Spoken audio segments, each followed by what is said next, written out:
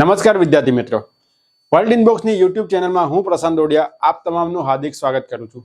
GPSC main સંવાદ સિરીઝના ઘણા બધા પ્રશ્નો આપણે સોલ્વ કર્યા છે અને એના સવાલના જવાબમાં કેવી રીતે જવાબો લખવા કે જેથી તમને મેક્સિમમ માર્ક કન્ડક્ટ થાય। તો આજે આપણે એક નવો સવાલ કાલે સવારે તમને બધાને મળી ગયો તો એનો મુદ્દો લઈને આવ્યા છે। એ મુદ્દો કયો હતો તમારો? Pardoning power of president and governor, રાષ્ટ્રપતિ અને રાજ્યપાલની માફીની સત્તા અથવા તો ક્ષમાની શક્તિ। બરાબર, તો આ સવાલમાં કયા કયા મુદ્દાઓ ઉમેરવા એ આપણે આ લેક્ચરમાં વિસ્તૃતથી જાણકારી મેળવીશું। બરાબર, ચલો તો સૌથી પહેલા તો અનુચ્છેદ 72 અને અનુચ્છેદ 161 આ બે જગ્યાએ માફી આપવાની સત્તા આપી છે। અનુચ્છેદ 72 કોના વિશે આપી છે? રાષ્ટ્રપતિ વિશે આપી છે। અને અનુચ્છેદ 161 કોના વિશે આપી છે? રાજ્યપાલને માફી આપવાની સત્તા આપી છે। તો હવે તમને એ પ્રશ્ન સાથે સૌથી પહેલો કે ભાઈ માફી આપવાની સત્તા એમને કેમ આપી છે? કેમ રાષ્ટ્રપતિને માફી આપવાની સત્તા આપી છે? કેમ રાજ્યપાલને માફી આપવાની સત્તા આપી છે? તો જે ગુનેગારને જે પણ ગુનાની સજા આપે છે કોણ આપે છે? તમારા સર્વોચ્ચ અદાલત અથવા તો તમારા વડી અદાલત અથવા તો એના નીચેની અદાલત। બરાબર, હવે વડી અદાલત અથવા તો સર્વોચ્ચ અદાલત છે એમાં જે જજમેન્ટ આપે છે, જજમેન્ટ કોણ આપે છે? જજમેન્ટ આપે છે ન્યાયાધીશ। ન્યાયાધીશ જજમેન્ટ આપે છે। બરાબર, હવે ન્યાયાધીશ જે છે એ પણ આપણા જેવો એક માણસ જ છે ને। એવું કહેવાય છે કે ભાઈ માણસથી કોઈ વખત ભૂલ પણ થાય છે, તો ન્યાયાધીશથી પણ કોઈ વખત ભૂલ થઈ શકે છે, ચોખ્ખી વાત છે। બરાબર, તે ભૂલને સુધારવા માટેનો એક મોકો આપણા દેશમાં રાષ્ટ્રપતિને આપે છે, એઝ વેલ એઝ રાજ્યપાલને પણ આપે છે। તો કદાચ ન્યાયાધીશથી કોઈ ભૂલ થઈ હશે તો એને સુધારવાનો મોકો રાષ્ટ્રપતિને અને રાજ્યપાલને આપે છે। એના માટે માફીની શક્તિ એ લોકોને આપે છે। આઈડિયા આવે છે? બીજી વસ્તુ કે કદાચ એક ગુનેગાર બની ગયો છે અને સજા મળી ગઈ છે, પણ એવું જરૂરી નથી કે ભાઈ એક ગુનેગાર બની ગયા પછી એ સુધરી શકતો નથી। જેમ કે આપણને બધાને ખબર જ છે કે વાલિયો લૂંટારો વાલ્મીકી ઋષિ બની ગયા હતા। બરાબર, તો ઘણા બધા ગુનેગાર સારા માણસો પણ બને છે, તો એને એક જીવન નવું આપવા માટે, એક એનું નવું જીવન સારા રીતે જીવી શકે એ રીતે આપવા માટે આ માફીની સત્તા આપી છે। બરાબર, કે ગુનેગારને એવું થાય છે કે ભાઈ હું જીવન હવે સારી રીતે જીવીશ તો રાષ્ટ્રપતિ અથવા તો રાજ્યપાલને લેટર લખીને કહી શકે છે કે ભાઈ મને માફીની સત્તા, તમારી પાસે જે માફીની શક્તિ રહેલી છે એના દ્વારા મને માફી આપો।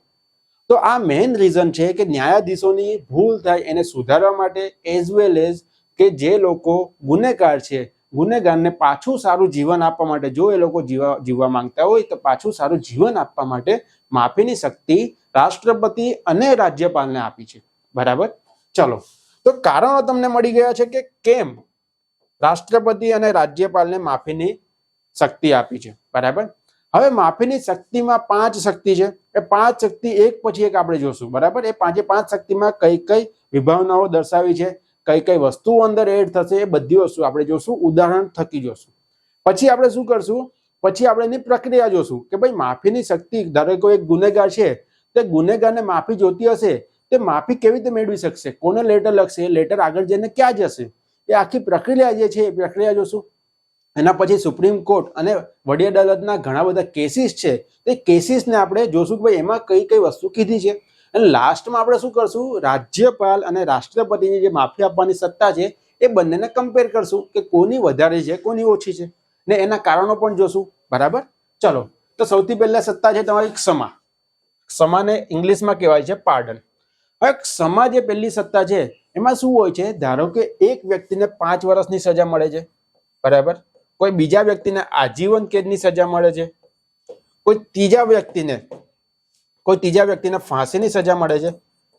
તો જો આ બધી સજામાં રાષ્ટ્રપતિ કે રાજ્યપાલ કહેશે, રાષ્ટ્રપતિ એમ કહેશે કે ભાઈ તમને પાર્ડન આપે છે, તો પાર્ડન આપે છે મીનિંગ શું થયો?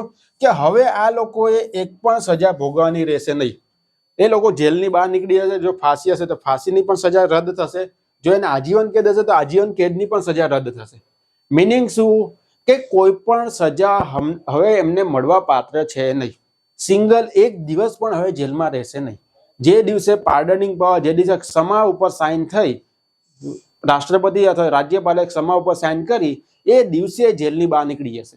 ભલે એને આજીવન કેદ હોય, ભલે એને 5 વર્ષની સજા હોય, ભલે એને ફાંસીની સજા હોય. મિનિંગ શું કે ભાઈ જ્યારે પણ પાર્ડન હશે, જ્યારે પણ ક્ષમા હશે એટલે એને એબ્સોલ્યુટ માફી મળશે, એબ્સોલ્યુટ પૂર્ણ માફી મળશે.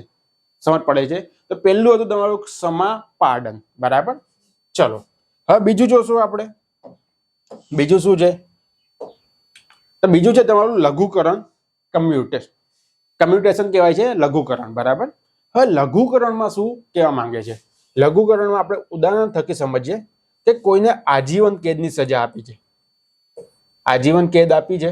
બરાબર. કોઈ એકને 5 વર્ષની સજા આપી છે, પણ 5 વર્ષની સજા શેમાં આપી છે? કઠોર જેલમાં.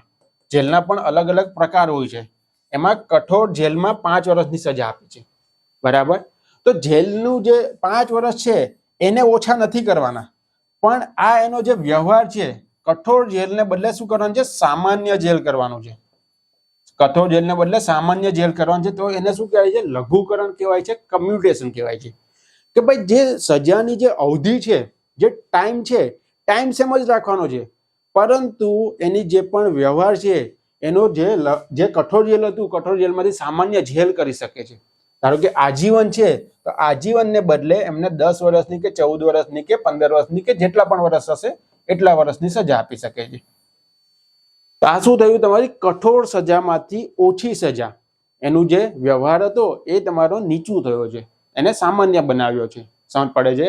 તો એની અવધિ જે છે 5 વર્ષની અવધિ, 5 વર્ષની અવધિ 5 વર્ષ જ રાખવાની છે, પણ કઠોર જેલ હશે તો કઠોર જેલમાંથી સામાન્ય જેલ કરવાનું છે. તો એને શું કહેવાય છે? લઘુકરણ કહેવાય છે. ઇંગ્લિશમાં કહેવાય છે કમ્યુટેશન. બરાબર. તો આ તમારું થયું સેકન્ડ, ક્ષમા શક્તિનો જે સેકન્ડ જે હતું એ થયું. ત્રીજી વસ્તુ છે પરિહાર. પરિહારને ઇંગ્લિશમાં કહેવાય છે રેમિશન. બરાબર. હવે પરિહારમાં શું કહેવા માંગે છે? જે રીતે આપણે કમ્યુટેશનમાં જોયું, લઘુકરણમાં જોયું કે ભાઈ 5 વર્ષ તો 5 વર્ષ જ લે છે, પણ આમાં શું થશે? 5 વર્ષ હશે તો 5 વર્ષને બદલે 3 વર્ષ કરી શકે છે, પણ 5 વર્ષની કઠોર સજા હશે તો કઠોર સજાને ફેરવી નહીં શકે. કઠોર સજાને કઠોર સજા જ રાખી શકશે, ખાલી એની અવધિ જ ફેરવી શકશે. ખાલી એની જે અવધિ છે, એનો ટાઈમ છે, એ ટાઈમ જ ફેરવી શકશે. ધારો કે 10 વર્ષની છે તો 10 વર્ષમાંથી એ 7 વર્ષની કરી શકે છે, પણ 10 વર્ષની એવું કીધું છે કે કઠોર સજા, તો કઠોર સજાને ફેરવી શકતા નથી. કઠોર સજાને સામાન્ય સજામાં ફેરવવું હશે તો એ શું થઈ જશે? લઘુકરણ થઈ જશે. પણ જો એની અવધિ ફેરવવી હશે તો એ શું થઈ જશે? તમારું પરિહાર થઈ જશે, રેમિશન થઈ જશે. બરાબર. તો 5 વર્ષમાંથી 3 વર્ષમાં કરવા માટે કે એટલે કે ટાઈમ લાઈનની અવધિ ઓછી કરવા માટે, જે એક સજાને ઓછી કરવા માટે જે પણ ક્ષમા આપવામાં આવે છે એને શું કહેવાય છે? પરિહાર કહેવાય છે, રેમિશન કહેવાય છે. બરાબર. ચલો, તો આ તમારો હતો ત્રીજો પ્રકાર. હવે ચોથો પ્રકાર શું છે? ચોથો પ્રકાર છે વિરામ રિસ્પાઇટ. વિરામ અને રિસ્પાઇટ એ એક એવી ઘટના છે કે કોઈ સ્પેશિયલાઇઝ પર્સન હશે. સ્પેશિયલાઇઝ પર્સન એટલે કાં તો કોઈ સ્પેશિયલાઇઝ પરિસ્થિતિ હશે, કોઈ પરિસ્થિતિ એવી બને છે, અથવા તો કોઈ જે વ્યક્તિ છે એ વ્યક્તિની કોઈ પરિસ્થિતિ, કોઈની સ્થિતિ એવી બને છે કે જેને કારણે એને માફી આપવામાં આવે છે. હવે આ ઉદાહરણ થકી સમજીએ આપણે. ધારો કે કોઈ એક મહિલાને સજા મળી છે. હવે એ મહિલા ગર્ભવતી છે, એક મહિલા ગર્ભવતી છે. હવે ગર્ભવતીને 5 વર્ષને બદલે 2 વર્ષની સજા કરી દેવામાં આવે, અથવા તો 5 વર્ષની બદલે જે કઠોર સજા હતી એને સામાન્ય સજા કરી દેવામાં આવે, અથવા 5 વર્ષમાંથી હંમેશા માટે મુક્તિ આપવામાં આવે. તો આ બધી વસ્તુ હતી, એનો બેઝ કયો હતો? કે ભાઈ ગર્ભવતી છે એટલે એ ગર્ભવતી છે એનો બેઝ હતો. તો આવી કોઈ સિચ્યુએશન, આવી કોઈ પરિસ્થિતિ પેદા થાય છે અને પછી માફી આપે છે, તો એને શું કહેવાય છે? વિરામ રિસ્પાઇટ કહેવાય છે. બરાબર. ધારો કે કોઈ એક મહિલા કાં તો કોઈ એક બાળક છે કે જે 18 વર્ષથી નાના છે, 16 વર્ષના છે, જુવેનાઇલ છે. હવે જુવેનાઇલ કોર્ટમાં ગયા અને જુવેનાઇલની જે જેલ છે એમાં રાખવામાં આવ્યો, પણ પછી બાળક સારો બની જાય છે અને બાળકના નામે કે ભાઈ એના 18 વર્ષથી ઓછા છે, એને કારણે એને માફી આપી દો. તો એને કારણે જે પણ માફી આપે છે એને શું કહેવાય છે? વિરામ કહેવાય છે, રિસ્પાઇટ કહેવાય છે. ધારો કે કોઈ એક વ્યક્તિ એસટી વર્ગનો છે, બરાબર, ને એમની પાસે કદાચ ખાવાનું નહોતું ને એમણે ખાવા માટે ચોરી કરી છે. માની લો કે કોઈ એક વ્યક્તિ એસટી માટે છે, એમને કોઈ ખાવાનું હતું ને એમની પાસે, અને એમણે ચોરી કરીને ખાવાનું પોતાના ઘરમાં લઈ આવ્યા છે. એમને 1 વર્ષની સજા મળી છે. બરાબર. 1 વર્ષની સજા મળી છે. હવે જ્યારે પણ માફીની સજા માંગે છે ત્યારે રાષ્ટ્રપતિને એવું થાય છે કે ભાઈ આમની પાસે ખાવાનું નહોતું એટલે ચોરી કરી. ખાવાનું આપવાનું જે પણ અધિકાર છે, જે પણ અધિકાર છે એ કોનો છે? એ લોકોને ખાવાનો અધિકાર છે. તો એને કારણે એને ચોરી કરી છે. તો એને કારણે રાષ્ટ્રપતિ શું કરી શકે? ભાઈ આ એસટી વર્ગનો છે, એમની પાસે ખાવાનું નથી, સ્પેશિયલ કન્ડિશન હતી, એને કારણે આપણે એને માફી આપીએ. તો એ માફીને શું કહેવાય છે? વિરામ કહેવાય છે, રિસ્પાઇટ કહેવાય છે. આઈડિયા આવે છે વસ્તુ? તો આપણે વિવિધ ઉદાહરણ થકી સમજીએ છીએ કે જેથી તમને આઈડિયા આવી જાય કે એકચ્યુઅલીમાં દરેક પોર્શન શું કહેવા માંગે છે. કારણ કે જ્યારે પણ એક્ઝામમાં આવે છે ત્યારે આ બધું કન્ફ્યુઝન બહુ વધારે હોય છે. વિરામ એટલે શું? લઘુકરણ એટલે શું? લઘુકરણ તમને નામ વખત એવું લાગશે કે 5 વર્ષમાંથી 2 વર્ષ કરી અને લઘુકરણ કહેવાય, પણ એકચ્યુઅલીમાં એવું નથી. એકચ્યુઅલીમાં કઠોર સજામાંથી સામાન્ય સજા કરે. એનો અવધિ આપણે ચેન્જ નથી કરવાની. એના પછી પરિહાર જોયું, તો પરિહારમાં શું છે? અવધિ ચેન્જ કરવાની છે. વિરામ એટલે શું? સ્પેશિયલ કન્ડિશનમાં એને માફી આપવાની છે. તો આ રીતે તમારે કન્ફ્યુઝન ઘણા બધા છે, પણ તમે ઉદાહરણો થકી આ બધી વસ્તુ સમજી શકો છો. ચલો, લાસ્ટ કઈ વસ્તુ છે? સજા વિલંબ. સજા વિલંબ અથવા તો આપણે એને કહે છે રિપ્રાઇવ, ઇંગ્લિશમાં કહેવાય છે રિપ્રાઇવ. તો સજા વિલંબમાં શું હોય છે? ધારો કે એક કોઈ વ્યક્તિ છે કે જેને ફાંસીની સજા મળી છે, અને ફાંસીની સજા મળી છે.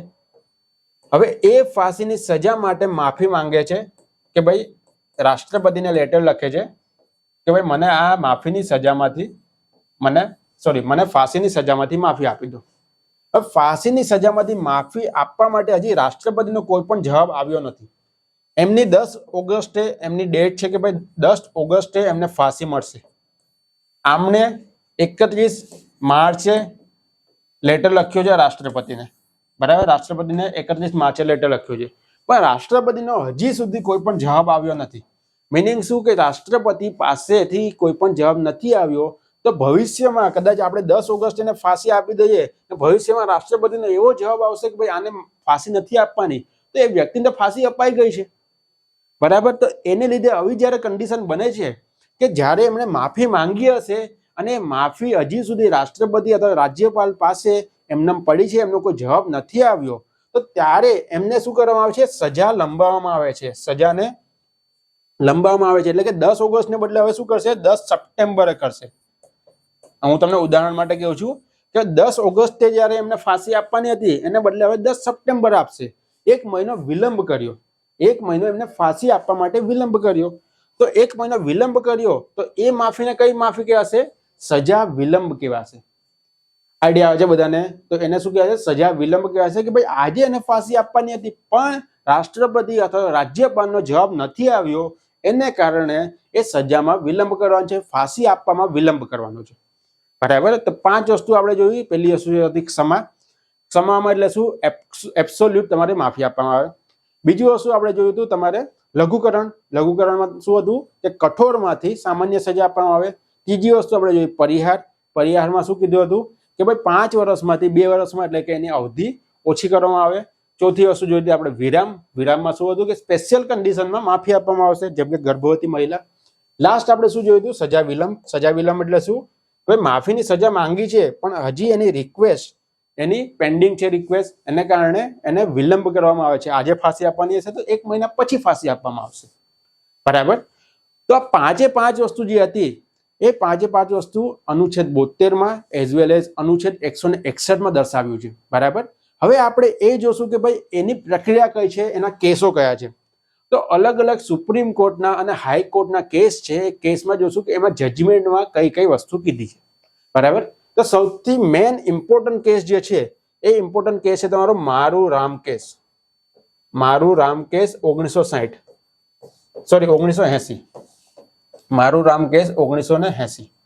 હવે આ કેસમાં શું કહેવામાં આવ્યું હતું કે જે રાષ્ટ્રપતિની માફી આપવાની શક્તિ છે એ રાષ્ટ્રપતિ એકલા પાસે નથી, પોતેનો વિશેષ અધિકાર નથી. રાષ્ટ્રપતિનો વિશેષ અધિકાર નથી. રાષ્ટ્રપતિનો વિશેષ અધિકાર નથી. એનો મતલબ શું કહેવા માંગે છે કે કોઈ પણ અરજી કરે છે કે ભાઈ મારે માફી જોઈએ છે, તો રાષ્ટ્રપતિ પોતાના મનથી એને માફી નહીં આપી શકે. એને કમ્પલસરી શું કરવું પડશે? મંત્રીમંડળને મોકલવી પડશે અરજી. મંત્રીમંડળને અરજી મોકલવી પડશે અને જે વસ્તુ મંત્રીમંડળ કહેશે એ પ્રમાણે રાષ્ટ્રપતિએ ચાલવું પડશે. જે વસ્તુ મંત્રીમંડળ કહેશે એ પ્રમાણે જ રાષ્ટ્રપતિએ ચાલવું પડશે. તો એકચ્યુઅલીમાં જોવા જઈએ તો માફીની સત્તા, માફીની શક્તિ રાષ્ટ્રપતિ પાસે છે, પણ પરોક્ષ રીતે એ સત્તા કોની પાસે છે? મંત્રીમંડળ પાસે છે, કાઉન્સિલ ઓફ મિનિસ્ટર પાસે છે. સેમ વસ્તુ રાજ્યપાલમાં પણ એવું થશે. રાજ્યપાલ પાસે જ્યારે માફીની અરજી જાય છે ત્યારે રાજ્યપાલે રાજ્યના જે તે રાજ્યના મંત્રીમંડળ હશે એમની પાસે મોકલવી પડશે અરજી કે ભાઈ આ અરજી મારી પાસે આવી છે, તમે જોવો, જો તમે કહેશો તો હું માફી આપીશ. પોતાનો વિશેષ અધિકાર યુઝ કરી શકશે નહીં, પોતાના મનનું કરી શકશે નહીં. બરાબર? આ શેમાં કહેવામાં આવ્યું તમારે? મારું રામ કેસમાં. બરાબર?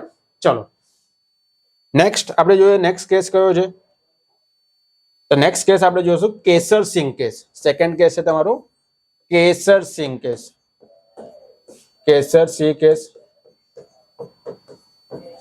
1988. હવે આ કેસમાં શું કહેવામાં આવ્યું? આ કેસમાં એવું કહેવામાં આવ્યું કે જે પણ સત્તા આપેલી છે, મંત્રીમંડળને સત્તા મળે છે. બરાબર? મંત્રીમંડળ રાષ્ટ્રપતિને કહે છે કે ભાઈ આને માફ કરી દો, અને પછી માફ કરી દીધો, તો એની ન્યાયિક સમીક્ષા થશે કે નહીં થશે? એ એકચ્યુઅલીમાં એની ન્યાયિક સમીક્ષા થશે કે મંત્રીમંડળ જે પણ ડિસિઝન લીધું છે એ કોઈ પણ પક્ષપાતમાં નથી લીધું, એના માટે ન્યાયિક સમીક્ષા થશે.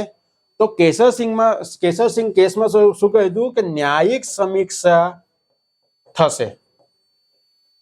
જ્યારે પણ માફી આપવાની સત્તા યુઝ થાય છે તો એની ન્યાયિક સમીક્ષા થઈ શકે છે. કોઈ પણ 2 પર્સન છે, ધારો કે કોઈ પણ 2 પર્સન છે, બંનેને એક સાથે સજા મળી છે એક જ ગુના માટે, બંને એપ્લાય કરે છે રાષ્ટ્રપતિને કે ભાઈ મને માફી આપી દો. એ વ્યક્તિના છે એ વ્યક્તિને માફી આપી દે છે, બી વ્યક્તિ છે બી વ્યક્તિને માફી નથી આપતા. તો આના કારણો શું હોઈ શકે? કદાચ કોઈ એક વ્યક્તિનું જે છે એના કઈ સાઠગાંઠ હોઈ શકે મંત્રીમંડળ સાથે, કાં તો 2 વ્યક્તિ છે, બીજા નંબરની વ્યક્તિ છે એની કોઈ દુશ્મનાવટ હોઈ શકે. બરાબર? તો આ બેઝિસ ઉપર એમને માફીની સત્તા જે વાપરાય છે એ ખોટી રીતે વાપરી કહેવાય. તો આવા કિસ્સામાં ન્યાયિક સમીક્ષા જરૂરી છે. એ કયા કેસમાં કીધું? તમારે કેસર સિંહ કેસમાં કીધું. બરાબર? આ સિવાયનો એક કેસ છે શત્રુઘ્ન ચૌહાણ કેસ 2013. પણ આ કેસ એટલો બધો ઇમ્પોર્ટન્ટ નથી. તો આ 2 કેસ જે છે સૌથી ઇમ્પોર્ટન્ટ છે તમારો મારું રામ કેસ, કારણ કે એ સત્તા રાષ્ટ્રપતિ પાસે નથી, એ સત્તા એકચ્યુઅલીમાં મંત્રીમંડળ પાસે છે. ભલે આપણા બંધારણમાં દર્શાવ્યું છે અનુચ્છેદ 72માં કે રાષ્ટ્રપતિની માફી આપવાની સત્તા છે, પણ રાષ્ટ્રપતિ વિશેષ અધિકાર રાખતો નથી. રાષ્ટ્રપતિ પાસે પોતાના મનની મરજી ચાલે એ પ્રમાણેના અધિકાર છે નહીં. એ મંત્રીમંડળને કમ્પલસરી પૂછવું પડશે, મંત્રીમંડળ જે પ્રમાણે કહેશે એ પ્રમાણે ચાલવું પડશે. સમજ પડે છે બધાને? ચલો, તો આ કેસને તમારે પેપરમાં મેન્શન કરવાનું છે. એક છે તમારો મારું રામ કેસ, એક છે તમારો કેસર સિંહ કેસ. શત્રુઘ્ન ચૌહાણ કેસ છે પણ એમાં એટલા બધા ઇમ્પોર્ટન્ટ જજમેન્ટમાં કઈ વસ્તુ આવી નથી, એટલા માટે આપણે મેન્શન કરવાની જરૂર નથી. તમે 1-2 કેસ મેન્શન કરશો પેપરમાં તો પણ જે પેપર ચેકર છે એમને ખબર પડી જશે કે આ મુદ્દો છે, આ મુદ્દો એમને ડિટેલમાં ખબર છે. ચલો, હવે આપણે જોઈએ વસ્તુ કે ભાઈ માફી શક્તિની પ્રક્રિયા શું છે. ધારો કે કોઈ એક ગુનેગાર છે, એને ફાંસીની સજા મળી છે, એને હવે માફી જોઈએ છે, તો કઈ રીતે માફી મેળવી શકશે? બરાબર? આખી પ્રક્રિયા શું છે? તો સૌથી પહેલા તો એ જે વ્યક્તિ છે એ વ્યક્તિને લેટર લખવો પડશે. લેટર કોને લખવો પડશે? રાષ્ટ્રપતિને. એટલે એ લેટર ક્યાં જશે? રાષ્ટ્રપતિને લખશે એટલે રાષ્ટ્રપતિ ભવનમાં જશે. બરાબર? રાષ્ટ્રપતિ ભવનમાં જશે એટલે જેમ હમણાં આપણે મારું રામ કેસમાં જોયું કે રાષ્ટ્રપતિ પોતે નહીં લઈ શકે ડિસિઝન, એ ડિસિઝન કોણ લેશે? મંત્રીમંડળ લેશે. એટલે રાષ્ટ્રપતિ ભવનથી એ અરજી ક્યાં જશે? ગૃહ મંત્રાલયમાં જશે. ગૃહ મંત્રાલયમાં. હવે ગૃહ મંત્રાલયમાં જશે પછી એ ગૃહ મંત્રાલય શું કરશે? એ અરજી જે તે રાજ્યમાં મોકલશે. જે તે રાજ્યમાં એટલે શું કહેવા માંગે છે કે ધારો કે ગુનેગાર છે ગુજરાતનો હશે તો ગુજરાતમાં અરજી મોકલશે કે ભાઈ આ ગુનેગારના પાસ્ટના લિસ્ટ તમે જોવો, અમે એને માફી આપવાની એમણે અમારી પાસે માફી માંગી છે, શું અમે માફી આપી શકીએ? તમે અમને સલાહ આપો. એમણે કેટલા ગુના કર્યા છે, કદાચ એ રેપ કેસમાં પકડાયો હશે તો એમણે કેટલા રેપ કર્યા છે પાસ્ટમાં, કદાચ ચોરીમાં પકડાયો હશે તો એમણે કેટલી ચોરી કરી છે, કદાચ ખૂનના કેસમાં પકડાયો હશે તો એમણે કેટલી હત્યા કરી છે પાસ્ટમાં. એના બધી જે ડિટેલ છે એ ડિટેલ તમે અમને આપો અને સલાહ પણ આપો કે એને માફી આપવી જોઈએ કે ના આપવી જોઈએ. એટલે રાજ્ય પાસે મોકલે છે. કોણ મોકલે છે? ગૃહ મંત્રાલય મોકલે છે. પછી જે તે રાજ્ય જે પણ સલાહ આપે છે એ સલાહને સ્વીકારી પણ શકે છે અને સ્વીકારી ના પણ શકે. પછી એ સલાહ પ્રમાણે શું કરશે? મંત્રીમંડળ પોતાનું નિર્ણય બનાવે છે. મંત્રીમંડળ જે છે પોતાનો નિર્ણય બનાવે છે અને નિર્ણય બનાવીને એ નિર્ણય કોને કહેશે? રાષ્ટ્રપતિને કહેશે. હવે રાષ્ટ્રપતિને નિર્ણય કહે છે ત્યારે રાષ્ટ્રપતિ પાસે કેટલી સત્તા રહેલી છે? રાષ્ટ્રપતિ પાસે ત્યારે બે સત્તા રહેલી છે. એક સત્તા છે કે ભાઈ એને સ્વીકારી લેશે, બીજી સત્તા છે કે ભાઈ એને પાછો રિકમેન્ડેશન માટે પાછો મોકલશે કે ભાઈ મને તો તમે કીધું છે કે માફી આપી દો, પણ મને એવું નથી લાગતું, તમે એકવાર પાછા જોઈ લો ને, તમે એકવાર પાછા જોઈ લો કે ભાઈ બરાબર છે કે નથી. તો એના માટે શું કે રિકમેન્ડેશન માટે પાછા મોકલશે. ને એ શેમાં લખ્યું છે? તમારું આર્ટિકલ 74(1) લખ્યું છે કે રાષ્ટ્રપતિ મંત્રીમંડળના જે પણ નિર્ણય હોય છે એને એક વખત ફરી રિકમેન્ડેશન માટે મોકલી શકે છે. બરાબર? તો એક વખત રિકમેન્ડેશન માટે મોકલશે, પણ રિકમેન્ડેશન થી ફરી જે પણ ડિસિઝન આવ્યું એમાં રાષ્ટ્રપતિએ કમ્પલસરી એને સ્વીકારવું પડશે. એક જ વખત મોકલી શકે છે. મિનિંગ શું કે જ્યારે મંત્રીમંડળ જે પણ અરજી આવી છે એમાં જે પણ નિર્ણય લઈને મોકલે છે તો રાષ્ટ્રપતિ પાસે બે રસ્તા છે, કાં તો એને સ્વીકારી શકે, કાં તો એને રિકમેન્ડેશન માટે પાછું મંત્રીમંડળ પાસે મોકલી શકે. પણ પાછું મંત્રીમંડળ પાસે મોકલ્યું અને ફરી પાછું અહીંયા રાષ્ટ્રપતિ પાસે આવ્યું સુધારા સહિત અથવા તો સુધારા વગર, રાષ્ટ્રપતિએ કમ્પલસરી એ સ્વીકારવું પડશે. બરાબર? તો આખી આ પ્રક્રિયા છે. સૌથી પહેલા રાષ્ટ્રપતિ ભવનથી ગૃહ મંત્રાલયથી જે તે રાજ્યથી મંત્રીમંડળ સલાહ આપશે. મંત્રીમંડળ જે પણ નિર્ણય લેશે એ કોને કહેશે? રાષ્ટ્રપતિને. રાષ્ટ્રપતિ પાસે બે રસ્તા છે, એક સ્વીકારી શકે છે, બીજો રિકમેન્ડેશન કરી શકે છે. રિકમેન્ડેશન કરશે સુધારા સહિત અથવા સુધારા વગર, પાછું રાષ્ટ્રપતિ પાસે આવશે, રાષ્ટ્રપતિએ કમ્પલસરી એને સ્વીકારવું પડશે. ચલો, તો આખી આ પ્રક્રિયા છે માફી આપવાની સત્તાની. હવે જે મેઇન ક્વેશ્ચનમાં હતું કે ભાઈ રાજ્યપાલની માફી આપવાની સત્તા અને રાષ્ટ્રપતિની માફી આપવાની સત્તા વચ્ચે ડિફરન્સ શું છે? તેમાં બે વસ્તુનો ડિફરન્સ છે. કઈ કઈ વસ્તુનો ડિફરન્સ છે? સૌથી પહેલા તો રાષ્ટ્રપતિ ક્યારે માફી આપી શકે છે? તો રાષ્ટ્રપતિ કેન્દ્રના જે અધિનિયમ છે એના માટે માફી આપી શકે છે. રાજ્યના અધિનિયમ માટે રાષ્ટ્રપતિ માફી આપી શકતા નથી. રાજ્યના નિયમ માટે માફી કોણ આપી શકશે? રાજ્યપાલ જે છે એ રાજ્યના નિયમ માટે માફી આપી શકશે. બરાબર? બીજી વસ્તુ છે કે કોર્ટ માર્શલ જે હશે, કોર્ટ માર્શલ એટલે કે સૈન્ય કોર્ટ, કોર્ટ માર્શલ એટલે સૈન્ય કોર્ટ, સૈન્ય કોર્ટ જે હશે